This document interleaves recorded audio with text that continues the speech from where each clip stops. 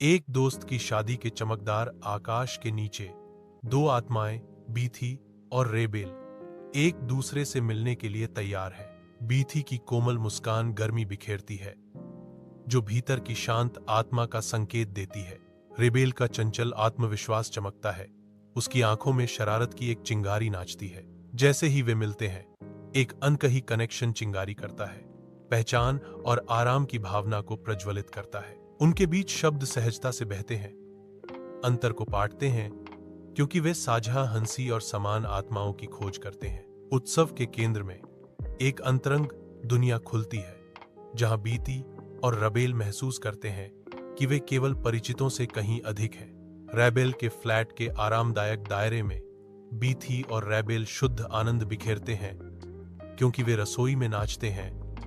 उनकी हंसी गर्म हवा में गूंजती है। खुशी के माहौल के बीच बर्तन बजते हैं और रसोई के उपकरण घूमते हैं, क्योंकि बीथी और रेबेल एक साथ पाक कला की सिम्फनी बनाते हैं। जैसे जैसे रात गहराती है, बीथी और रेबेल सिनेमा के जादू में खो जाते हैं।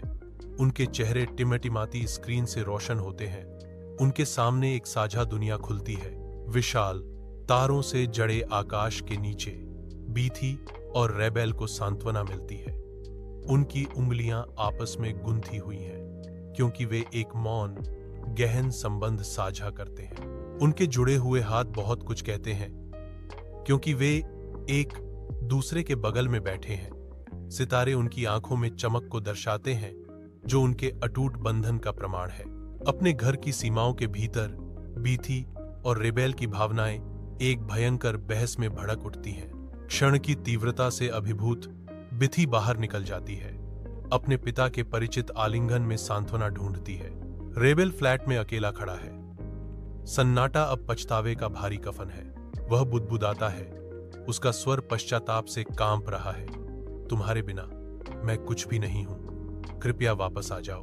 बीथी वापस आती है, उसकी आंखों में भेद्यता और आशा का मिश्रण झलकता है।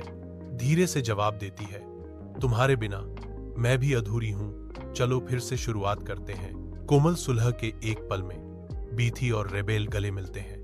उनका नया प्यार कमरे को भर देता है।